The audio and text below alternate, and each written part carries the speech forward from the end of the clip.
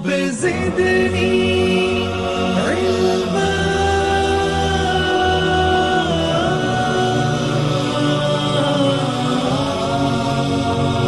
رب زدني علما.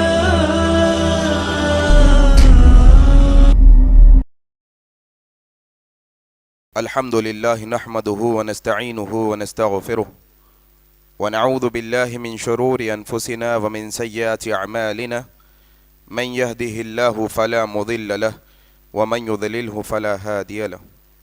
أشهد أن لا إله إلا الله وحده لا شريك له وأشهد أن محمدا عبده ورسوله. أما بعد فإن خير الحديث كتاب الله وخير الهدي هدي محمد صلى الله عليه وسلم وشر الأمور محدثاتها وكل محدثة بدعة وكل بدعة ضلالة وكل ضلالة في النار. قال الله تبارك وتعالى: أعوذ بالله من الشيطان الرجيم بسم الله الرحمن الرحيم. يا أيها الذين آمنوا اتقوا الله حق تقاته ولا تموتن إلا وأنتم مسلمون. يا أيها الناس اتقوا ربكم الذي خلقكم من نفس واحدة وخلق منها زوجها وبث منهما رجالا كثيرا ونساء واتقوا الله الذي تساءلون به والأرحام إن الله كان عليكم رقيبا. يا أيها الذين آمنوا اتقوا الله وقولوا قولا سديدا يصلح لكم أعمالكم ويغفر لكم ذنوبكم ومن يطع الله ورسوله فقد فاز فوزا عظيما. أعوذ بالله من الشيطان الرجيم. رب اشرح لي صدري ويسر لي أمري واحلل عقدة من لساني يفقهوا قولي آمین یا رب العالمین. بزرگ دوستو، عزیز ساتھی اور پردہ نشین ماؤں بہنوں، آج کے اس خطبہ جمعہ کا آغاز میں اللہ تبارک و تعالیٰ کی تعریف سے کرتا ہوں کہ ہر طرح کی تعریف، بڑائی اور کبریائی خالصتاً اللہ وحدہ لا شریک لہ لائق اور زیبا ہے، جس کے قبضہ قدرت میں اس کائناتوں کا ذرہ ذرہ ہے. غرض اسی کے حکم سے بدلتے ہیں یہ موسم، اسی کے حکم سے برستے ہیں یہ بادل. اللہ لا الہ الا هو الحی القیوم. اس مختصر سے اللہ کی تعریف کے بعد بے شمار درود و سلام ہوں جناب محمد الرسول اللہ صلی اللہ علیہ وسلم پر. اللہم صلی علی محمد وعلی آل محمد کما صلیت علی ابراہیم وعلی آل ابراہیم انکا حمید مجید. اللہم بارک علی محمد وعلی آل محمد کما بارکت علی ابراہیم وعلی آل ابراہیم انکا حمید مجید. اور اس کے بعد رحمتیں اور برکتیں نازل ہوں عمومی طور پر تمام مومنوں اور مسلمانوں پر، خصوصی طور پر صحابہ اکرام رضوان اللہ علیہم اجمعین پر. بزرگ دوستو، عزیز ساتھی اور پردہ نشین ماؤں بہنوں، آج انشاءاللہ جناب محمد الرسول اللہ صلی اللہ علیہ وسلم کی پیشن گوئیاں اور ہمارے اعمال پر گفتگو کی جائے گی. اسلام وہ دین رحمت، رسول و رسول رحمت، قرآن وہ اللہ کی کتاب جو ہمارے لیے قدم قدم پر ہماری رہنمائی کرتی ہے.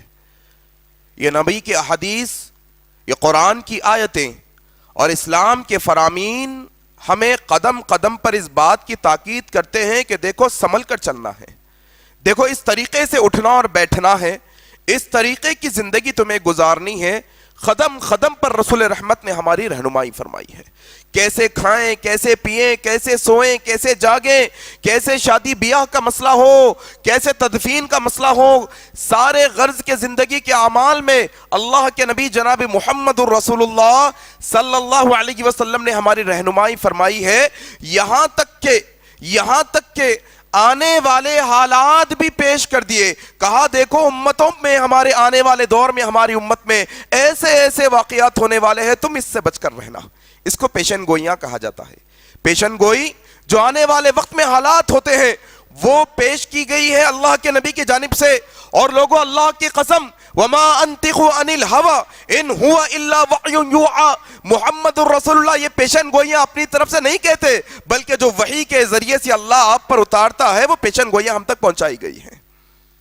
اور یہ جو پیشن گوئیاں ہیں جو اس میں قبیح اور برے اعمال کا تذکرہ کیا گیا ہے بری عادتوں کے بارے میں ذکر کیا گیا ہے، یہ پیشن گوئیاں کرنے کا مقصد، یہ باتیں پہلے ہی بتانے کا مقصد یہ کہ جو برے اعمال، بری باتیں تمہارے سامنے پیش کی جا رہی ہے آنے والے وقتوں کی، یہ کاموں سے تمہیں بچ کر رہنا ہے، ان باتوں سے تمہیں بچ کر رہنا ہے، یہ برے اعمال سے اپنے آپ کو بچا کر رکھنا ہے۔ اس لیے اللہ کے نبی نے اپنی امت کی فکر میں آنے والے وقت کے حالات بھی پیش کیے اور ایک کے بعد دیگر کئی طرح کی پیشن گوئیاں کی۔ آئیے آج کے خطبہ جمعہ کے اندر انشاءاللہ اللہ کے نبی کی چند پیشن گوئیاں اور وہ برے اعمال سے کیسے بچیں، ان بات پر توجہ دلانے کے لیے باتیں پیش کرنے کی کوشش کروں گا۔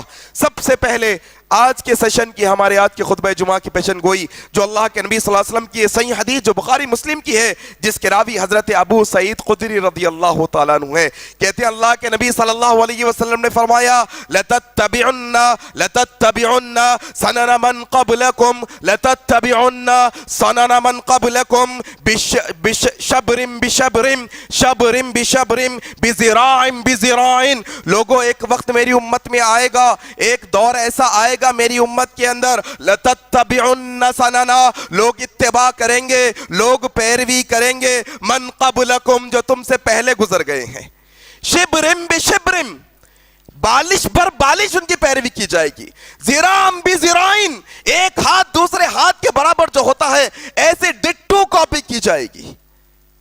ایک وقت آئے گا حتی لو سلکو، یہاں تک کہ وہ داخل ہوں گے زبی،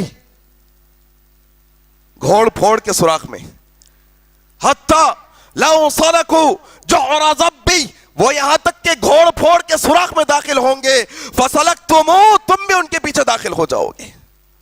اللہ اکبر، یہ پیشن گوئی۔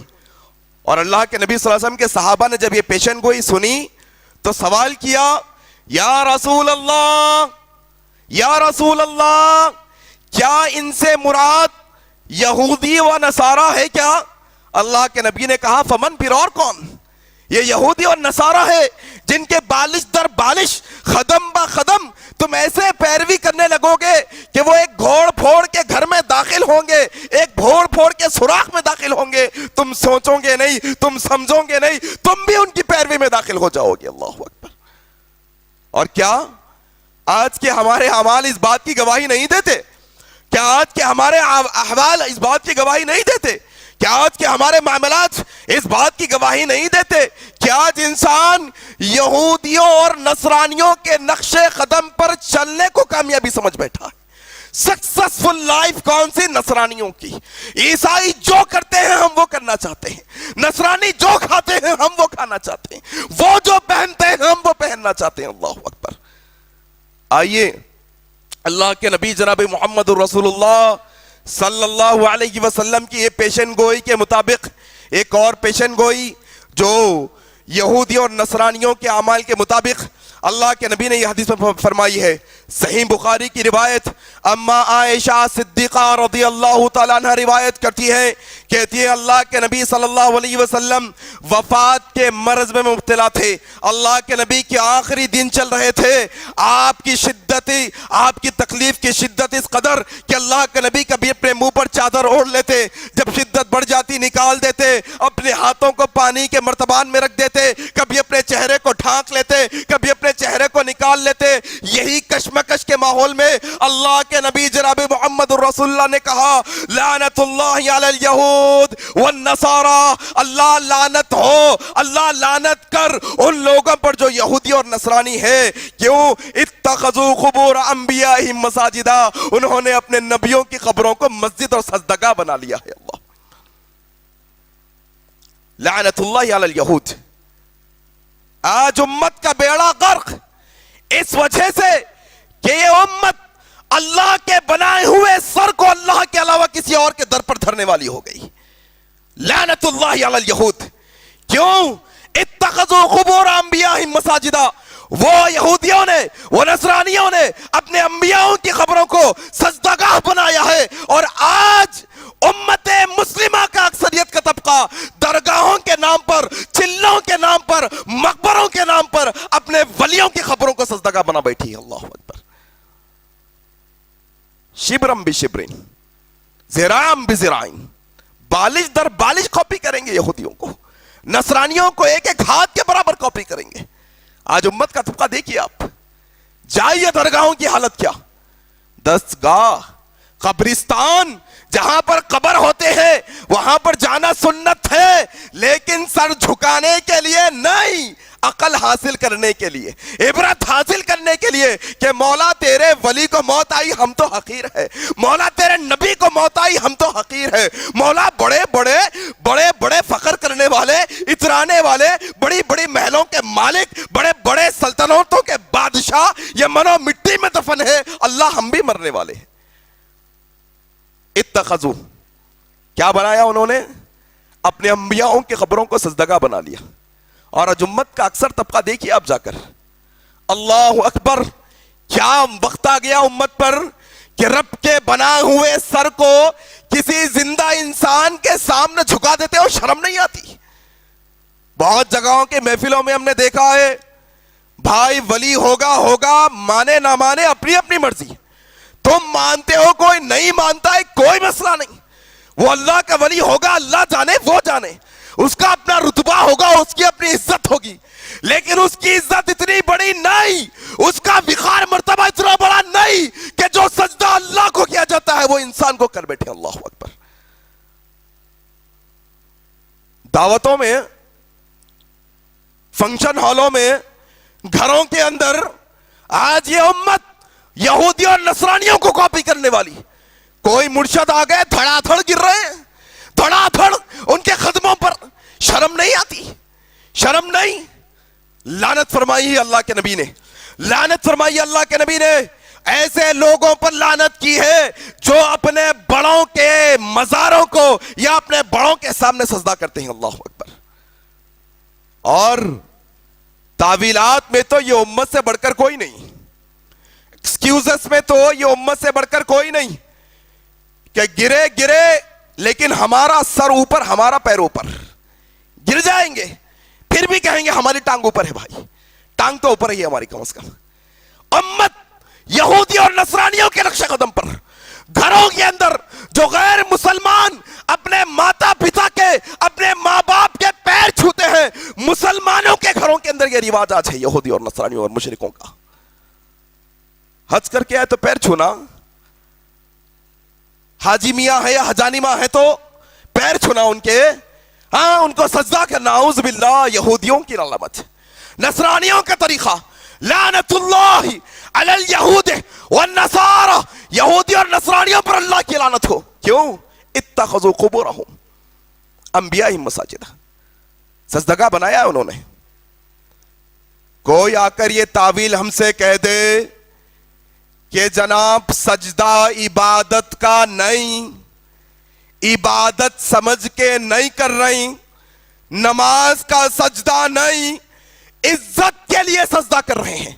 لوگوں سنو، حدیث بیان کر رہا ہوں، یہ حدیثیں کسی کی دل لگی کی باتیں نہیں، کسی کے دماغ میں آ گئی کوئی لکھ دیا باتیں نہیں، رات کو خواب میں دیکھا لکھ دیا نہیں، یہ حدیثیں وہ وما انطق عن الهوى ان هو الا وحی یوحی، نبی حدیثیں اپنی طرف سے بیان نہیں کرتے، ان پر وحی کی جاتی ہے تب بیان کی جاتی ہے۔ عزت کے سجدے کی بات، تم عزت کے لیے سجدہ کرتے ہو، اللہ اکبر۔ معاذ رضی اللہ تعالیٰ عنہ، معاذ رضی اللہ تعالیٰ عنہ شام کا سفر کر کے آئے ہیں، ابن ماجہ کی حدیث پڑھ لینا جا کر۔ حضرت معاذ آئے اور اچانک اللہ کے نبی کے سامنے سجدہ ریز ہو گئے، صحابہ کے ساتھ بیٹھے، سب صحابہ بیٹھے، معاذ آئے شام کے سفر سے، معاذ شام کے سفر سے آئے ہیں، اٹھاؤ ابن ماجہ حدیث کی کتاب، من گھڑت بات نہیں، کسی کے قصے کہانیوں کی بات نہیں، یہ نبی کی حدیث بیان کر رہا ہوں۔ آؤ تعویلات پیش کرنے والوں، آؤ تعویلات بنانے والوں، آؤ ایکسکیوزز اور بہانے بنانے والوں، آؤ بال کی کھال نکال کر رب کے سجدے کو دوسروں کے لیے جائز بتانے والوں، آؤ سنو یہ حدیث کو، ابن ماجہ کی حدیث۔ معاذ آئے ہیں شام کے سفر سے، اللہ کے نبی کے سامنے سجدہ ریز ہو گئے، اللہ کے نبی نے پوچھا معاذ کیا کر رہے ہو، معاذ یہ کیا کر رہے ہو، اٹھو اٹھو۔ معاذ نے کہا یا نبی اللہ، شام کے سفر سے آیا ہوں، وہاں میں نے دیکھا ہے کہ وہاں کے لوگ اپنے علماء کو، اپنے درویشوں کو، اپنے بڑوں کو عزت کے لیے سجدہ کر رہے تھے. جب میں نے وہ دیکھا میرے دماغ میں فوراً خیال آیا کہ ایسے عزت کے لائق تو محمد رسول اللہ ہے, اس لیے میں نے آپ کے سامنے آ کر سجدہ کیا. اللہ کے نبی کے لیے جو معاذ نے سجدہ کیا تھا وہ عبادت والا سجدہ نہیں. اللہ کی قسم کوئی صحابی شرک کا ارتکاب نہیں کر سکتا. یہ عزت کا سجدہ تھا جو حضرت معاذ نے کیا تھا. اللہ کے نبی نے کہا لوگوں نہ کرو ایسا نہ کرو. یاد رکھو اگر میں یہ سجدہ عزت کا سجدہ اللہ کے علاوہ کسی اور کو کرنے کا حکم دیتا تو بیویوں کو دیتا کہ وہ اپنے شوہروں کو کرے, لیکن یہ بھی جائز نہیں. کون ہے یہ کائناتوں کے اندر جو نبی سے زیادہ عزت والا ہو؟ کون ہے انسانوں کے اندر جو محمد الرسول اللہ سے زیادہ افضل ہو؟ یاد رکھو لوگوں, جب محمد الرسول اللہ نے عزت کا سجدہ اپنے لیے پسند نہیں کیا تو ان کے بعد کوئی غیر نتھو خیرے کے لیے سجدہ جائز نہیں. یاد رکھنا, شبرم بشبرن ذراعم بذراعین, بالش پر بالش یہودیوں کو کاپی, بزرگوں کو سجدہ, خبروں کا سجدہ, عالموں کا سجدہ, درویشوں کا سجدہ, مشرکوں کی علامت. لعنت بھیجی اللہ کے نبی نے, اور اللہ کے نبی نے یہودیوں پر یہ عمل کی وجہ سے لعنت بھیجی ہے. اب یہ عمل جو کرے گا اس پر لعنت بھیجی پڑے گی اللہ کی. یاد رکھیے گا کیا کہا اللہ کے نبی نے, یہ قوم کاپی کرے گی. اللہ کے نبی نے آگاہ کیا تھا کہ دیکھو ہر معاملے کے اندر دیکھ لو, جانچ لو, پرکھ لو, کہیں یہ ہمارا عمل یہودیوں کے مطابق تو نہیں, کہیں یہ ہمارا عمل عیسائیوں کے مطابق تو نہیں. جانچو, ہر معاملے میں جانچو. اللہ کے نبی صلی اللہ علیہ وسلم نے ان کی مخالفت میں اسلام کے عبادات کے اندر بھی بتایا ہمیں. دیکھو 10 محرم کا روزہ وہ ایک رکھتے ہیں, ان کی مخالفت میں ہم 2 رکھیں گے. اذان دینے کا مسئلہ آیا, عبادت کے لیے بلانے کا مسئلہ آیا, لوگوں نے کہا گھنٹہ بجاؤ, کہا نہیں نصرانی بجاتے ہیں. آگ جلاؤ, کہیں نہیں مجوسی, کہا نہیں ان کی سب کی مخالفت کی جائے گی, اذان دی جائے گی. عبادات کے اندر یہاں تک کہ حضرت ام سلمہ رضی اللہ تعالیٰ کی یہ روایت بڑی قابل غور ہے جو مسند احمد کی صحیح روایت ہے. ام سلمہ رضی اللہ تعالیٰ کہتی ہے اللہ کے نبی صلی اللہ علیہ وسلم اکثر ہفتہ اور اتوار کا روزہ رکھا کرتے ہیں, اکثر. اور اللہ کے نبی کہتے ہیں یہ مشرکوں کے عید کے دن ہے, میں ان کی مخالفت کے لیے ہفتہ اور اتوار کا روزہ رکھتا ہوں. اللہ اکبر. عبادتوں میں مخالفت, عادات میں مخالفت, ہاں روزانہ کے معاملات میں مخالفت, لیکن امت کاپی کرنے پہ آ گئی. آج کہا اللہ کے نبی صلی اللہ علیہ وسلم نے, پڑھو جا کر ابو داؤد کی حدیث جس کے راوی حضرت ابو ہریرہ ہے, یہ دین غالب رہے گا اس وقت تک جب تک لوگ افطاری میں جلدی کریں گے. افطاری میں جلدی کریں گے کیونکہ یہودی اور نصرانی افطاری میں دیری کرتے ہیں. آج امت کو بتایا گیا کہ بھائی افطار کا وقت ہو گیا, کھول لو, افطار کر لو, تمہارا روزہ ختم ہے, سورج غروب ہو چکا ہے. نہیں, 5 منٹ احتیاط کے جناب. نہیں, اللہ کے نبی نے کہا دیر سے افطاری کرنا یہودیوں کی علامت ہے. شبرم بشبرم, بالش بھر بالش, ہر معاملے کے اندر کاپی در کاپی, کاپی پیسٹ کا مسئلہ پورا. اللہ کے نبی نے منع کیا ہے یہودیوں کے حال چال سے, یہودیوں کی عبادت جیسی عبادت سے.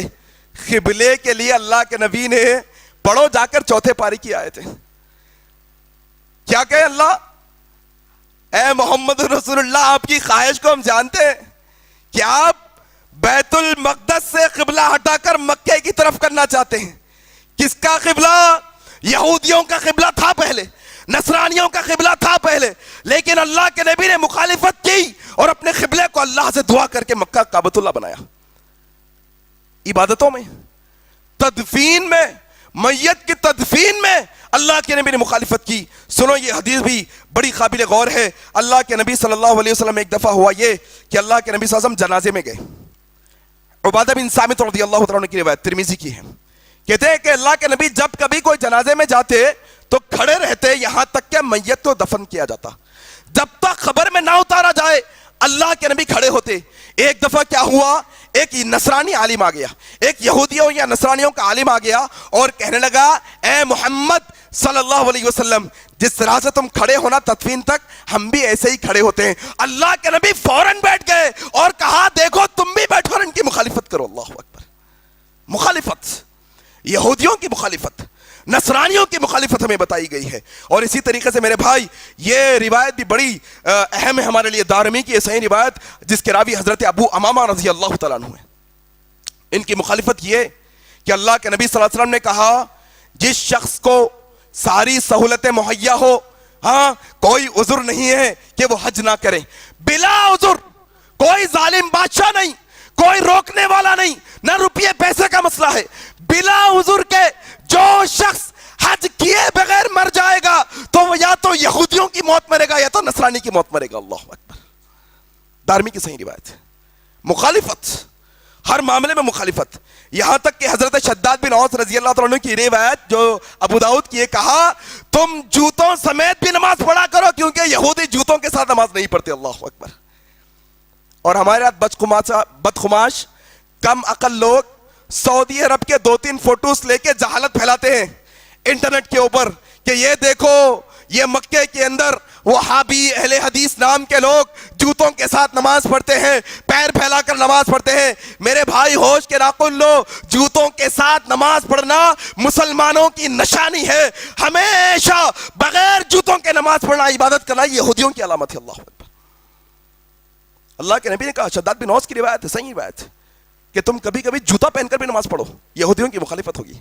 اور اسی طریقے سے اللہ کے نبی جناب محمد رسول اللہ صلی اللہ علیہ وسلم نے ہمیں یہ حکم دیا, بخاری کی روایت جس کے راوی حضرت عبداللہ بن عمر رضی اللہ عنہ نے کہا تم سفید بالوں کو رنگ لیا کرو, جب تمہاری داڑھی بڑھاپے میں سفید ہو جائے تو تم بالوں کو رنگ لیا کرو کیونکہ یہودی نہیں رنگتے, تم رنگنا ان کی مخالفت میں. اللہ اکبر. کتنا خیال دیکھو ان کی مخالفت کا, چھوٹی چھوٹی باتوں پر ان کی جو ہے نا باتوں کی مخالفت, چھوٹی چھوٹی باتوں پر. اور اسی طریقے سے یہ انس بن مالک کی روایت ہے, اللہ کے نبی جناب محمد رسول اللہ صلی اللہ علیہ وسلم نے کہا دیکھو تم مونچھوں کو ترچواؤ داڑھی کو چھوڑ دو, مونچھوں کو ترچواؤ داڑھی کو بڑھاؤ اور یہودیوں کی مخالفت کرو کیونکہ وہ دونوں کا بڑھاتے ہیں. ایک اور روایت میں کیا کہا, دیکھو تم اپنے داڑھیوں کو نہ مونڈو, داڑھیوں کو چھوڑو اور اپنے مونچھوں کو بڑھاؤ کیونکہ یہ داڑھی مونڈنا مشرکوں کی علامت ہے. اللہ اکبر. اور آج جمعے کو جمعہ چلو اور چکنا کرو جناب, ارے ابھی تو تھوڑا کھرکھرا مشرک ہوں, تھوڑا اور چکنا مشرک بناؤ, تھوڑا اور کم لیول کا مشرک دکھ رہا ہوں, تھوڑا اور بڑے لیول کا مشرک بناؤ. اللہ اکبر. میرے بھائی مخالفت کرنا ہے, مخالفت کرنا ہے یہودیوں کی, مخالفت کرنا ہے نصرانیوں کی, مخالفت کرنا ہے مشرکوں کی, مجوسیوں کی, یاد رکھنا. اور یہ امت شبرم بشبرم, بالش در بالش, چھوٹے چھوٹے معاملات میں. یہ روایت بھی سننے کے لائق ہے. ہمارے پاس مسئلہ یہ ہے کہ بچہ پیدا ہوتے ہی تعویذوں سے شروع اس کی زندگی, مرے تک تعویذوں میں لطف رہتا. تھوڑا بڑا ہوا بچہ, پسلیاں اچھلنا شروع ہوئی, سمجھتے ہیں چھوت کی بیماری لگ گئی. ارے میری اماں, ارے میرے بھائی, بچہ بڑھ رہا ہے, میدا بڑھے گا, آنتیں بڑھیں گی, پسلیاں بڑھیں گی, جمائیاں بھی آئیں گی, الٹیاں بھی ہوں گی, پسلیاں بھی اچھلیں گی. ڈیولپمنٹ کا مسئلہ ہے, سب کو ہوتا ہے, کسی ایک کو نہیں. تعویذوں سے زندگی شروع ہماری. ذرا بچہ بیمار ہوا تعویذ, ذرا مسئلہ ایسا ہو گیا پیر میں تاگا, ہاتھ میں تاگا, ذرا ایک خود گاڑی پہ سے گر گیا بائیں پیر میں کالا تاگا, ذرا ایسا مسئلہ ہو گیا تھوڑا بار بار بیمار پڑ رہا ایک موٹی تعویذ. تعویذوں کے اندر زندگی لت پت. مخالفت کرنا یہودیوں کی.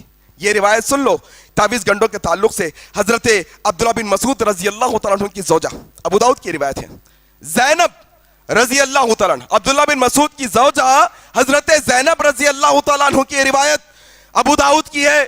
کیا ہوا, ایک دن حضرت زینب رضی اللہ تعالیٰ عنہ کے گلے میں دھاگا.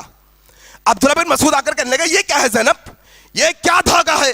کہا اے عبداللہ یہ دم کیا ہوا دھاگا ہے, اس پر منتر پڑھ کے دیے جناب, ایک اس پر کچھ ڈال کے دیے ہیں, یہ دھاگا اس لیے میں پہنی ہوں تاکہ میری پرابلم دور ہو.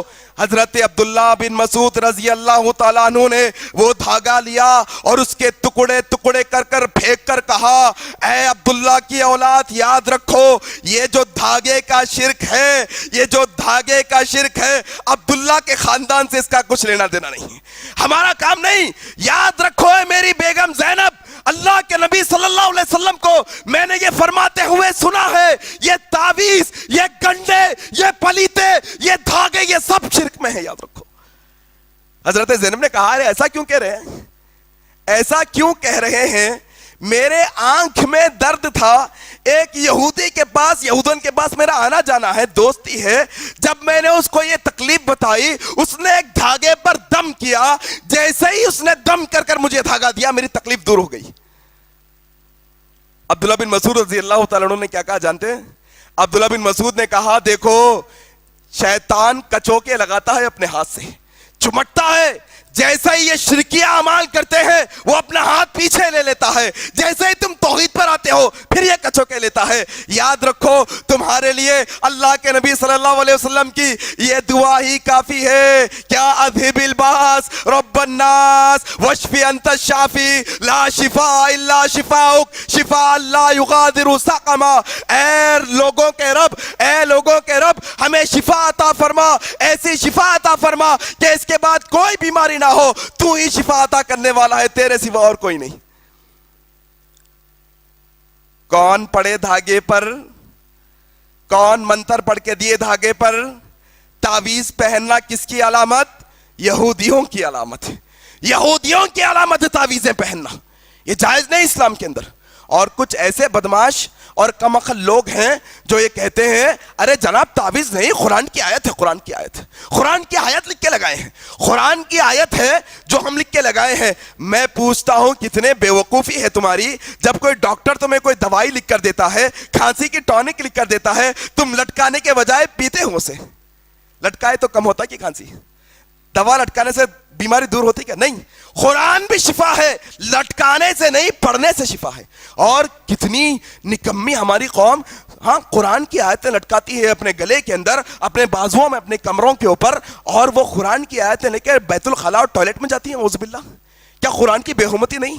میرے بھائی مخالفت کرنا ہے، یہودیوں کی بھی مخالفت کرنا ہے، نصرانیوں کی بھی مخالفت کرنا ہے۔ اور اسی طریقے سے میرے بھائی ایک اور اللہ کے نبی صلی اللہ علیہ وسلم نے پیشن گوئی کی تھی، دوسری پیشن گوئی کی طرف آ رہا ہوں۔ یہودی اور نصرانیوں کے بارے میں چند باتیں میں نے آپ کے سامنے رکھی۔ ہر معاملے میں چیک کرنا، اسکول کو بھیجنا، اپنے کو یہودیوں کے اسکول کو بھیجنا پسند ہے آج، ان کا سلیبس، ان کا اسکول، نصرانی مذہب کا اسکول، کرسچن مشنری کا اسکول، یہ کانوینٹ اسکول، یہ زبردست رہتا بھائی، یہاں پر بچے بہت ترقی کرتے ہیں ہمارے۔ خیر چلیے آئیے دوسری پیشن گوئی کی طرف ہم جاتے ہیں۔ دوسری پیشن گوئی جس کے یہ حدیث کے راوی حضرت ابو ہریرہ رضی اللہ تعالیٰ عنہ، حاکم کی یہ صحیح حدیث ہے، اللہ کے نبی صلی اللہ علیہ وسلم نے فرمایا کہ ان قریب میری امت داء الامم میں مبتلا ہو جائے گی۔ اللہ کے نبی صلی اللہ علیہ وسلم نے کہا کہ ان قریب میری امت داء الامم کی بیماری میں مبتلا ہو جائے گی۔ صحابہ نے پوچھا اللہ کے نبی یہ داء الامم کیا ہے؟ اللہ کے نبی صلی اللہ علیہ وسلم نے کہا فخر اور تکبر کرنا داء الامم ہے، مال و دولت جمع کرنے کی کوشش کرنا داء الامم ہے، ایک دوسرے سے بغض و حسد کرنا داء الامم ہے۔ اللہ اکبر! کیا یہ بیماریاں آج یہودیوں کی ہمارے اندر نہیں؟ کیا یہ بیماریاں، یہ قباضتیں جو اللہ کے نبی نے ہمیں پہلے سے بتائی تھی، اس سے بچ کر رہنا ہے، کیا ہمارے اندر نہیں؟ یہ حسد کرنا، یہ بغض کرنا یہودیوں کی علامت ہے۔ اور اللہ کے نبی صلی اللہ علیہ وسلم نے کہا ان قریب یہ امت تکبر اور فخر کے معاملے میں بیماری میں مبتلا ہو جائے گی۔ اور آج دیکھیے امت کا حال، آج دیکھیے آپ، ہر انسان اترا کر چلتا ہے، ہر انسان تکبر میں لت پت ہے، ہر انسان سمجھتا ہے میں سب سے اچھا۔ تکبر یہی ہے، تکبر یہی ہے کہ اپنے آپ کو سب سے اچھا، اعلیٰ سمجھنا، دوسروں کو گرا ہوا سمجھنا، یہ تکبر ہے۔ ابلیس نے کیا تھا، ابا واستکبر وکان من الکافرین، تکبر کیا تھا نا، کیا کہا تھا؟ خلقتنی من نار وخلقتہ من طین، میں اچھا ہوں کیونکہ میں آگ سے پیدا کیا گیا ہوں، وہ مٹی کا ہے, کمتر ہے. تکبر کی بیماری آنے والی اللہ کے نبی نے ہمیں بتایا تھا, اس سے بچنا میرے بھائی. آج غرور, آج تکبر کا سلسلہ اتنا عام, اور یہ داؤل امم کے اندر دوسرا نقطہ کہ دنیا کی مال و دولت حاصل کرنے کی کوشش, ایک دوسرے کو مال و دولت میں پیچھے چھوڑنے کی کوشش, مال و دولت حاصل کرتے کرتے ایک دوسرے سے سبقت لے جانے کی کوشش, آج یہ بیماری امت کے اندر آ گئی. اللہ اکبر, امت کے اندر آ گئی. آج آپ اٹھا کر دیکھ لیجئے, آج معاملہ آپ دیکھ لیجئے اٹھا کر کے, کہ آج یہ غرور, یہ تکبر شادیوں کے اندر نظر آتا ہے. ہمیں آج شادی بیاہ میں نظر آتا ہے. حیدرآباد کی سرزمین پر ہر روز کروڑ روپیہ صرف اپنے تکبر اور انانیت کے لیے خرچہ کیا جاتا ہے, صرف اپنے تکبر کے لیے, اپنے غرور, اپنے ٹھاٹ بات کو بتانے کے لیے کیا جاتا ہے. لاکھوں کروڑوں روپے کے شادی خانوں پر خرچ, لاکھوں کروڑوں روپے کا جو ہے نا کھانا پکانا, یہ سارا خرچ غرور اور تکبر کے لیے, بتانے کے لیے لوگوں کو. کیا بولتے ہیں, 4 لاکھ کا لیے تھے, ہم 10 لاکھ کا لیتے. تمہاری شادی اتنے کی 50 پکوان ہوئے تمہارے, تمہارے مقابلے میں آ جائیں گے. آؤ. غرور, تکبر خاندانوں کے اندر ہے یہ چیز. پھپھیرا بھائی کون سا لیا گاڑی, ممیرا بھائی اب سوچتا. او خلیرا بھائی کون سا لے لیا, اب آگے پھپھیرا بھائی سوچتا. وہ چچیرا بھائی کون سا لے لیا, میں یہ لے لیتا ہوں. اس کا موبائل بڑا, میرا موبائل چھوٹا. اس کی گاڑی اچھی, اس کا گھر بڑا, میرا گھر چھوٹا. ایک دوسرے پر سبقت لے جانے کے لیے. یہ بیماری کے بارے میں اللہ کے نبی نے کہا. اور یہ بیماریوں میں سے ایک بیماری یہ بھی ہے میرے بھائی, کہ لوگوں کے سامنے ٹھاٹ بات بتانے کے لیے ہمارے داماد ڈاکٹر, ہمارے داماد انجینئر, ہمارے داماد فلاں. اس لیے آج رشتوں کی رکاوٹ کا معاملہ بنا ہوا یہ غرور تکبر. یہ غرور تکبر رشتوں کی رکاوٹ کا مسئلہ بنا ہوا ہے. اچھا وہ چھوٹے خاندان کا ہمارا رشتہ, ہماری بچی وہ چھوٹے خاندان میں, اچھا ہمارا بچے کا رشتہ چھوٹے خاندان میں, ہمارا رتبہ بڑا, ہمارا مقام بڑا, ہمارا اسٹیٹس ہے معاشرے کے اندر, وہ چھوٹے نااہلوں میں شادی کر دیں گے, ہمارا کیا ہوگا. میرے بھائی یہ غرور تکبر کی بیماری, اللہ کے نبی صلی اللہ علیہ وسلم نے کیا کہا. اللہ تبارک و تعالیٰ فرماتا ہے, لوگوں غرور تکبر اللہ کی چادر ہے. اللہ کہتا ہے جو کوئی مجھ سے اسے کھینچے گا میں اسے پھاڑ کے رکھ دوں گا. اللہ اکبر. تکبر اللہ کی چادر ہے. آپ کے میرے لیے غرور تکبر کیا گندے ایک نقطے پانی سے پیدا ہوئے سوئے پن کا غرور صاحب, کدھر کا غرور. ایک سیکنڈ کے اندر یہ دل کی دھڑکن رکی, تمہاری روح نکلی, تمہارا قصہ تمام کا تکبر جناب. کس بات کا تکبر کہ ایک دن بغیر کھائے نہیں رہ سکتے, ایک منٹ بغیر سانس لیے بغیر ہوا کے نہیں رہ سکتے. کہاں کا تکبر جناب, کہاں کا تکبر, کہاں کا غرور. اللہ اکبر. اللہ کی چادر ہے میرے بھائی. یہ بیماری اللہ کے نبی نے پہلے ہی ہم سے بتائی تھی, اس سے بچنے کی ضرورت ہے. اور ایک مسئلہ ہماری امت کے اندر سے ایک اور واضح کرنا چاہتا ہوں جناب, ایک اور مسئلہ بھی ہے, یہ دنیا کی چاہت کا مسئلہ, یہ دنیا کی مال و دولت کے حرص کا مسئلہ. اہل حدیثوں سے مخاطب ہوں, امت مسلمہ کے اندر اہل الحدیث سے مخاطب ہوں. آج رشتے ڈھونڈنے والے یہ بات پکار کر کہہ رہے ہیں کہ اہل حدیثوں کے صرف بچیوں کے رشتے ہیں, بچوں کے رشتے نہیں. صرف لڑکیوں کے رشتوں کے بایوڈیٹے جمع ہو رہی ہیں, لڑکوں کے رشتوں کے کوئی بایوڈیٹے نہیں. کیا ارادہ ہے, کیا اہل حدیث بچی کو کر کے لائیں گے, نہ جہیز ملے گا, نہ جھوڑا گھوڑا ملے گا, نہ گھر ملے گا, نہ دنیا ملے گی, نہ مال و دولت ملے گا. اہل حدیثوں, تم اللہ کے نبی کے صحابہ کے اصل چاہنے والے ہو, تم اصل وارث ہو صحابہ کے دین کے, تم اصل وارث ہو صحابہ کے نقش قدم کے, تم اصل وارث ہو سلف صالحین کے راستے کے. تمہیں کیا ہو گیا ہے کہ تمہارے بچوں کے رشتے تم جوڑا گھوڑا مانگنے والوں میں دینا چاہتے ہو. کہاں گئے اہل حدیث بچوں کے رشتے, کیوں نہیں آ رہے اہل حدیث بچوں کے رشتے. اللہ اکبر. یاد رکھنا, جو اہل حدیث ہماری بہنیں مجبوری طور پر شرک, کفر اور بدعت کے گھرانوں میں بیاہ ہو کر جا رہی ہے, ان سے جو مشرکانہ کام ہوں گے, جو ان سے بدعت کے ناکام ہوں گے اہل حدیث لڑکے جو اپنی بہن کے ہوتے ہوئے, اہل حدیث لڑکی کے ہوتے ہوئے دوسرے گھروں میں شادی کیے تھے, ان کے سر پر آنے والا ہے سارا مسئلہ. ایک اہل حدیث لڑکی رشتہ ڈھونڈ رہی ہے, اہل حدیثوں میں نہیں, عمر بڑھ رہی ہے, ماں باپ نے پکڑا اور ایک بدعتی گھرانے میں نکاح کر دیا. اللہ کی قسم لوگوں یاد رکھنا, وہ اہل حدیث نوجوان جس کے ہوتے ہوئے ایک اہل حدیث بہن بدعتی گھرانے میں جا کر وہاں بدعتی کام کرے گی, یہ اہل حدیث گھرانے کے لڑکوں پر سارا وبال آئے گا. یاد رکھنا آئے گا. سوال ہوگا حقوق العباد کا سب لوگوں سے. حسد, آج حسد کا مسئلہ, بغض کا مسئلہ کیا ہو گیا میرے بھائی.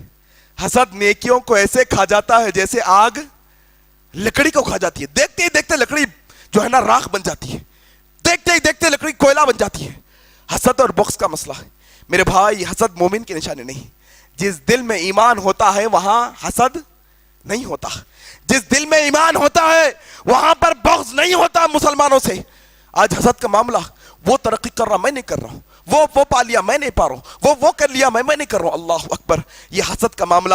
اور اس بارے میں گستاخی معاف کے ساتھ یہ بات کہنا ضروری سمجھتا ہوں کہ حسد کا معاملہ, حسد کی بیماری, یہ جو ہے داء الامم کی بیماری, یہ حسد کی بیماری عام لوگوں کے علاوہ ایسے لوگوں میں بھی آ گئی ہے جو دیندار بھی ہے اور علم والے بھی ہے. اللہ اکبر. دین کا کام کرنے والوں میں حسد کی بو, دین کا کام کرنے والوں میں بغض, کہ فلانے کی اتنی زیادہ تعداد میں فالوئنگ, فلانے کی اتنی زیادہ تعداد میں فالوئنگ, فلانے کو اتنا وقت دے دیا گیا, فلانے کو اتنا وقت نہیں دیا گیا, اس کو زیادہ اہمیت دی گئی, مجھ کو کم اہمیت دی گئی. میرے بھائی اس میں سے حسد اور بغض کی بو آتی ہے. مناسب نہیں ہمارے لیے, یہ مناسب نہیں. اللہ کے نبی نے یہ پیشن گوئی کی کہ امت داء الامم کی بیماری میں مبتلا ہوگی, اس سے بچنے کی ضرورت ہے. اسی طریقے سے میرے بھائی ایک اور مسئلہ آپ کے سامنے بیان کرنے کی کوشش کروں گا. وقت بہت کم ہے, باتیں اور بہت آپ کے سامنے رکھنی ہے. کوشش کروں گا تھوڑا جلدی باتوں کو رکھنے کی. تھوڑا دماغ ادھر حاضر رکھیے اور بات کو سمجھنے کی کوشش کریے. اللہ کے نبی صلی اللہ علیہ وسلم نے ایک اور پیشن گوئی کی 1400 سال پہلے. اللہ اکبر. راوی حضرت ثوبان رضی اللہ تعالیٰ عنہ ہے, ابو داؤد کی یہ حدیث ہے. اللہ کے نبی صلی اللہ علیہ وسلم نے فرمایا, لوگوں میری امت پر ایک ایسا وقت آئے گا کہ اس پر دوسری قومیں ایسے ٹوٹ پڑیں گی جیسے بھوکے دسترخوان پر ٹوٹ پڑتے ہیں. صحابہ نے پوچھا, اللہ کے نبی کیا تعداد میں کم ہوں گے؟ کہا نہیں, تعداد میں کثیر ہوں گے, تعداد میں بہت ہوں گے, لیکن سیلاب کے پانی میں تنکے بہتے ہیں, تنکے کی کوئی ویلیو نہیں ہوتی, ویسی تمہاری ویلیو ہو جائے گی. تعداد تو بہت ہوں گی, تمہاری قدر و قیمت ختم ہو جائے گی. کیوں؟ اللہ کے نبی نے 2 وجہ بتائی. آگے حدیث کے اندر 2 وجوہات اللہ کے نبی صلی اللہ علیہ وسلم نے بتائی. پہلی بات یہ بتائی اللہ کے نبی صلی اللہ علیہ وسلم نے کہ کفار مشرکین کے دلوں سے تمہارا رعب اللہ نکال دے گا. اللہ اکبر. کیا ہے پہلا مسئلہ؟ کفار اور مشرکین کے دلوں سے تمہارا رعب نکال دیا جائے گا. وہ تمہارے سامنے کھڑا ہو کر پستول تان کر تم پر گولی داغ دے گا, تمہارا خوف ختم ہو جائے گا. اچھا, یہ حدیث کے ایک ٹکڑے سے ایک بات سمجھانا چاہتا ہوں. اللہ کے نبی نے کیا کہا کہ کفار اور مشرکین کے دلوں سے تمہارا رعب ختم ہو جائے گا. اس کا ایک مطلب یہ ہے کہ حقیقت یہ ہے کہ ایمان والوں کا رعب کفار اور مشرکوں کے دلوں میں ہوتا ہے رعب, لیکن نکال دیا جائے گا, اللہ نکال دے گا. ایک دل کافر اور مشرک کا, ایک دل مسلمان کا, مکافروں کے دلوں میں سے, مشرکوں کے دلوں میں سے اللہ مسلمانوں کا رعب نکال دے گا اور مسلمانوں کے دلوں میں وہن کی بیماری ڈال دے گا. اللہ اکبر. وہن کی بیماری ڈال دے گا. صحابہ نے پوچھا, اللہ کا نبی وہن کیا ہے؟ کہا, وہن یہ کہ دنیا سے شدید محبت اور مرنے کا خوف. اللہ اکبر. موت سے نفرت. دیکھو آپ آج مسئلہ ایسا, دنیا, میرا مال, میرا گھر, میری تعلیم, میرا بزنس, میرے بیوی, میرے بچے, یہ دنیا کی رونق, یہ دنیا کی چمچماہٹ, یہ دنیا کی ساری نعمتیں. انسان اتنا چاہتا ہے کہ اس سے ایک نعمت بھی چھین لی جاتی ہے تو گھبراہٹ کا شکار ہو جاتا ہے, پریشان ہو جاتا ہے. کل تک پیسہ تھا آج نہیں, پریشان. کل تک گھر تھا آج نہیں, پریشان. کل تک گاڑی تھی آج نہیں, پریشان. کل تک رشتہ دار تھے آج نہیں پریشان. دنیا کی محبت ہے انسان کی, اور موت سے اتنی نفرت کہ آج امت پر ظلم ہو رہا ہے. ہم میں سے ایسے بھی بیچارے ہوں گے, بیچاری کہہ سکتا ہوں اور کیا کہوں, بزدل کہوں گا تو آپ لوگ کہیں گے ایسا کیسا بزدل کہتے ہیں ہم کو, بیچارے کہتا ہوں. امت پر ظلم ہو رہا ہے, پورے امت پر ظلم ہو رہا ہے, منصوبے بنائے جا رہے ہیں امت پر ظلم کرنے کے. اور امت کا ایک اکثریت کا طبقہ ایسا بھی ہے جو اپنے کام میں مگن ہے. جناب چھوڑو, ڈر, مرنے کا ڈر ہے یہ, موت سے نفرت ہے یہ, کہ تم یہ سمجھتے ہو کہ اگر تم امت مسلمہ کے لیے آواز اٹھاؤ گے تو دشمن تمہیں مار ڈالے گا. اللہ کی قسم لوگو, ایمان والے کا یہ عقیدہ ہے کہ اللہ نے جو موت کا وقت لکھا ہے اس سے پہلے یہ ساری کائنات مل کر بھی مجھے مار نہیں سکتی. وہن کی بیماری اللہ کے نبی نے کہا, اور آج یہ ڈرپوک, نکما, نالائق یہ مسلمان جس کو کنتم خیر امت کہا گیا تھا, سب سے ڈرپوک انہیں چاہیے آج. ڈر, ڈر, وہن کی بیماری بولتے اس کو. اور میرے بھائی اس کے علاوہ اللہ کے نبی صلی اللہ علیہ وسلم نے ایک اور پیشن گوئی کی تھی. وہ پیشن گوئی کیا؟ اللہ اکبر. حضرت انس رضی اللہ عنہ روایت کرتے ہیں, ابو داؤد کی حدیث ہے, اللہ کے نبی صلی اللہ علیہ وسلم نے کہا قیامت قائم نہیں ہوگی اس وقت تک. پیشن گوئی آنے والے وقتوں کے بارے میں بات ہے, اور یہ جو برے اعمال بتائے جا رہے ہیں یہ ہوں گے کا مطلب ان سے بچ کے رہنا ہے, اس لیے پہلے کا پہلے آگاہ کیا جا رہا ہے. دیکھو آنے والے دنوں میں ایسا ہو سکتا ہے, مطلب وہ کرنا نہیں ہے, جا کے اس سے بچ کے رہنا ہے. حضرت انس کہتے ہیں, ابو داؤد کی روایت, اللہ کے نبی صلی اللہ علیہ وسلم نے کہا قیامت قائم نہیں ہوگی اس وقت تک جب تک لوگ مسجدوں کو سجانا نہ لگے. سجانا شروع کر دیں گے مسجدوں کو, آباد کرنے کے بجائے صرف ڈیکوریشن پر جو ہے نا ان کا دھیان ہوگا. کبھی نماز کو آتے نہیں, جمعے کو جمعہ آ کے کوے کے ڈھونگے مار کے چلے جاتے, سب سے پیچھے نماز پڑھ لیتے, دل بولا تو آ جاتے. سجدوں سے آباد نہیں کریں گے. قیامت کے قریب لوگ صرف ڈیکوریشن کریں گے, لائٹ لگاؤ, جھومر لگاؤ, چمچماٹ کی لائٹ لگاؤ, وہ کلر مالو, پینٹ کرو, غالین بچھاؤ, اس پر پورا دھیان ہوگا لوگوں کا. سجدے کر رہے نہیں کر رہے اس پر دھیان نہیں ہوگا. اس سے بچنا ہے میرے بھائی. اور یہ عبادت گاہوں کو سجانے کے بارے میں اللہ کے نبی صلی اللہ علیہ وسلم نے کہا, عبداللہ بن عباس کی روایت ابو داؤد کی ہے, اللہ کے نبی نے کہا مسجدوں کو مت سجاؤ, مزین مت کرو, کیونکہ یہودی اپنی عبادت گاہوں کو مزین کرتے ہیں. اللہ اکبر. مخالفت کرنا ہے ان کی, مخالفت. اسی طریقے سے ایک اور مسئلہ ہے میرے بھائی, وہ یہ حضرت ابو ہریرہ رضی اللہ عنہ روایت کرتے ہیں, بخاری کی حدیث. اللہ اکبر. میرے بھائی پوری امت کا انحصار یہ بات پر ہے, یاد رکھنا, پوری امت کا. کیا ہوا؟ عراق میں ظلم ہوا, کیا ہوا؟ لیبیا میں ہوا, کیا ہوا؟ سیریا میں مسئلہ ہوا. ارے کیا ہوا جناب؟ افغان میں مسلمانوں کو مارا گیا, گجرات میں مسلمانوں کو مارا گیا, الیپو کا مسئلہ ہوا, فلانے جگہ کا مسئلہ ہوا. بھائی گجرات کے معاملات اٹھا لیجئے, ایک برما کے مسئلہ اٹھا لیجئے. دعا کر رہے ہیں اللہم انصر المسلمین فی کل مکان. مولا مدد کر مسلمانوں کی. آج 15 سال سے دعائیں ہو رہی ہیں ایسی, 15-20 سال سے ایسی دعائیں ہو رہی ہیں. اللہم مجدد, اللہ انہیں تباہ کر دے, اللہ ان کے اندر اختلاف پیدا کر دے. دعائیں کی جا رہی ہے, دعائیں مانگی جا رہی ہے یا نہیں؟ مکے کے اندر بھی دعائیں مانگی گئی, مدینے میں بھی دعائیں مانگی گئی, دنیا کے ہر ایک مسجد کے اندر کیا خاص طور پر دعائیں کی گئی, رمضان کے مہینے میں دعائیں کی گئی. یہ حدیث میرے بھائی, یہ حدیث سننا اور اپنے آپ کی اصلاح کرنا. راوی کون ہے؟ حضرت ابو ہریرہ. یہ صحیح بخاری کی روایت ہے. اللہ کے نبی صلی اللہ علیہ وسلم نے کہا میری امت پر ایک ایسا وقت آئے گا, ایک ایسا وقت آئے گا کہ لوگوں کو اس بات کی کوئی پرواہ نہیں ہوگی.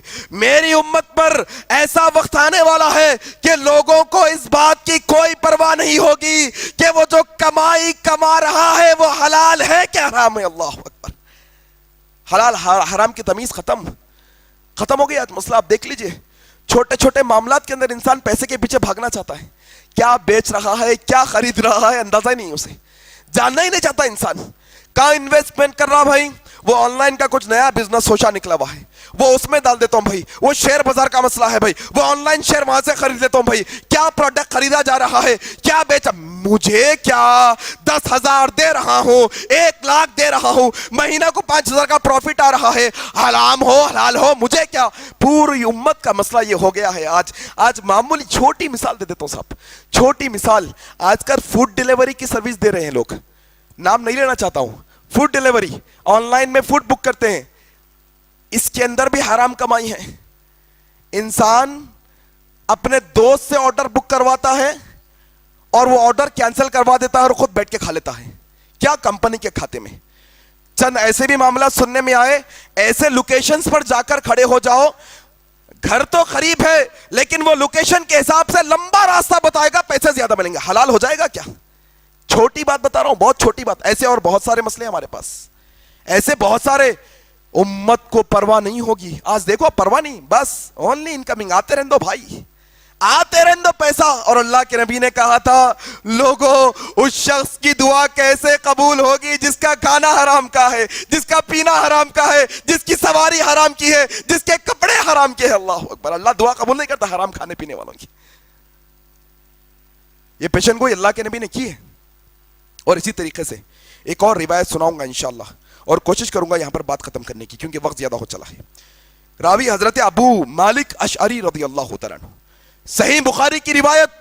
اللہ کے نبی صلی اللہ علیہ وسلم نے فرمایا میری امت میں ایسے لوگ آنے والے ہیں, میری امت میں ایسے لوگ آنے والے ہیں جو زنا, ریشم, شراب اور موسیقی, 4 باتیں. میری امت میں ایسے لوگ آنے والے ہیں جو زنا, شراب, موسیقی اور ریشم کو حلال کر لیں گے. اللہ اکبر.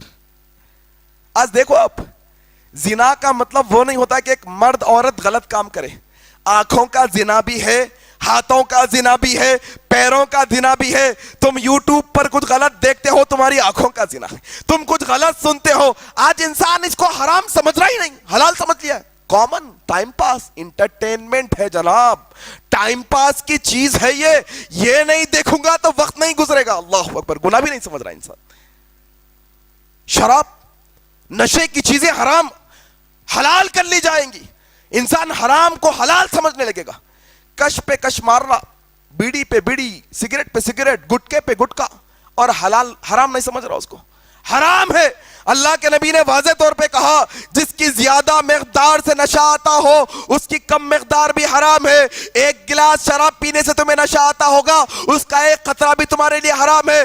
سگریٹ کے تھوڑے زردے سے نہیں, زیادہ زردے سے نشہ آتا ہوگا. سگریٹ جتنا بھی نشہ تمہارے لیے حرام ہے. چھوٹے گٹکے کی پاکٹ نہیں, بڑے گٹکے کے پاکٹ سے نشہ آتا ہوگا, اس کی چھوٹی مقدار بھی تمہارے لیے حرام ہے. ایسے لوگ آئیں گے جو شراب کو حلال کر لیں گے. اور ایک مسئلہ کہ میوزک کو حلال کر لیا جائے گا.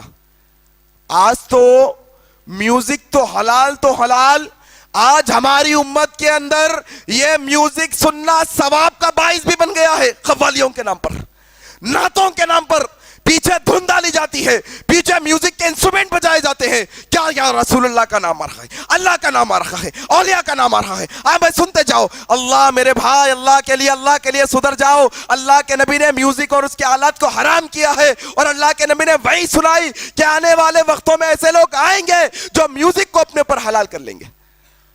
اور آج ہمارے نوجوان نسل کا معاملہ, ہیڈ فونز لگے ہوئے ہیں, ہیڈ فونز لگے ہوئے ہیں, میوزک سن رہا ہے. کیا اس سے دل کو اس کے سکون ملتا؟ قطع. اللہ اکبر.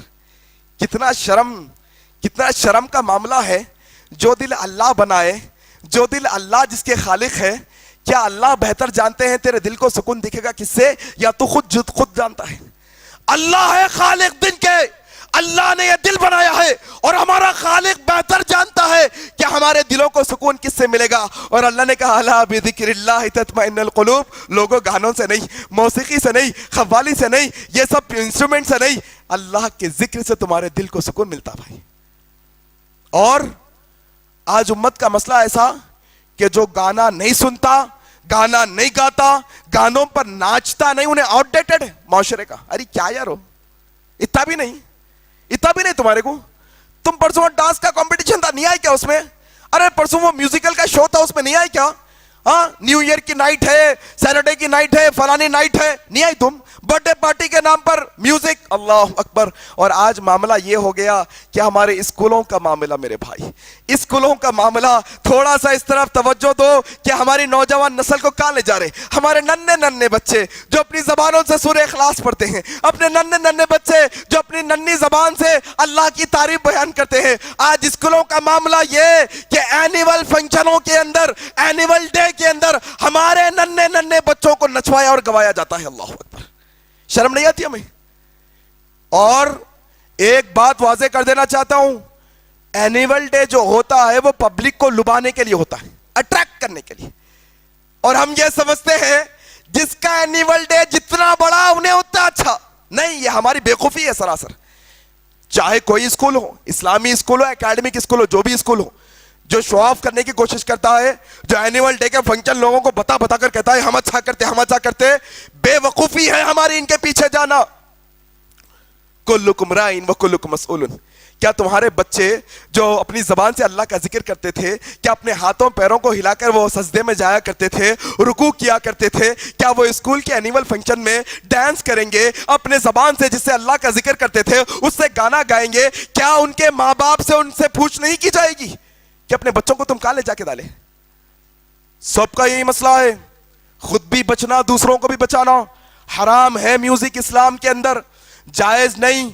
और याद रखना, कुरान के मुकाबले के लिए जो चीज लाई गई थी वो म्यूजिक थी।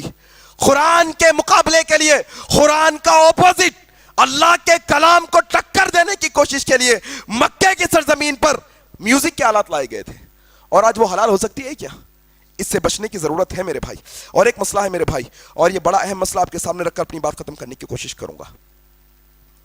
ये मसला जो भी बयान करने जा रहा हूं, यकीन जानिए जब मैं ये हदीस पढ़ा तो मेरे आंख के रोंगटे खड़े हो गए, आंखों से आंसू और दिल घबराना शुरू कर दिया कि अल्लाह अकबर, अल्लाह के नबी ने क्या पेशनगोई की, कैसी गफलत की हमारी जिंदगी है मेरे भाई।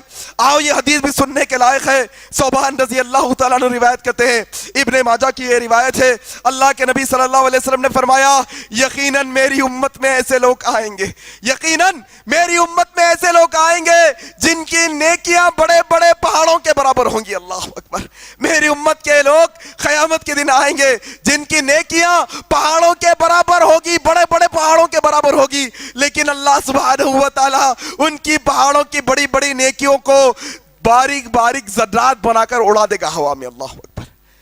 हज, नवाफिल, क़यामुल लैल, रोजे, ज़कात सब होंगी नेकियों के अंदर, पहाड़ों जितनी नेकियां लेके आएंगे, लेकिन अल्लाह क़यामत में इनके नेकियों को बारीक ज़र्रात बनाकर उड़ा देगा। हजरत सौबान रज़ी अल्लाह तआला अन्हु कहते हैं, अल्लाह के रसूल जरा खुलकर बताइए कि ये कौन है ताकि हम इनसे बच सकें। अल्लाह के नबी जरा खुलकर बताइए क्या अलामत होगी इनकी कि हम इनसे बच सके। अल्लाह के नबी सल्लल्लाहु अलैहि वसल्लम ने फरमाया कि वो तुम्हारे अपने भाई होंगे। अल्लाह अकबर, तुम्हारे जैसे अपने मुसलमान होंगे, वो रातों को तुम जैसा क़याम करेंगे, लेकिन जब वो तन्हाई में जाएंगे तो अल्लाह ने जो हराम किया है उसे अपने आप को नहीं बचा पाएंगे। अल्लाह, तन्हाई में। और आज देखिए, अब हर शख्स पारसा बना फिरता है जैसे दूध का धुला हो, हर शख्स लोगों पर उंगली उठाने, हर शख्स लोगों को ताने देना। नहीं मेरे भाई, तुम्हारी जलवत, तुम्हारी खलवत, ये सब अल्लाह के सामने खुली हुई है। याद रखना, सब कुछ खुली हुई है। मौला तुझसे दुआ है कि अल्लाह आलमीन जो पेशन गोइयों में बुराइयां बयान की गई है नबी की हदीस में, अल्लाह इन तमाम से हमारी हिफाजत फरमा। मौला अभी हमने अल्लाह के नबी की हदीस में पढ़ा है कि खलवत में किए हुए गुनाहों के बाद तो हमारे नेकियों को तबाह कर देगा। मौला तुझसे रहम की भीख मांगते हैं, मौला अपने रहम को हम पर नाजिल फरमा। हमने जो जलवत और खलवत में गुनाह किए इन तमाम गुनाहों को अपनी रहमत से माफ कर दे। मौला, मौला डर लगता है क़यामत के दिन रुसवाई से, हमें रुसवा ना करना। मौला हमें रुसवा ना करना। अल्लाह जब तक हमें जिंदा रख, इस्लाम पर जिंदा रख। जब हमारी मौत आए तो इस्लाम पर आए। सुब्हानक अल्लाहुम्मा व बिहम्दिका अशहदु अल्ला इलाहा इल्ला अंता अस्तगफिरुका व अतूबु इलैक। वस्सलामु अलैकुम व रहमतुल्लाहि व बरकातुहू।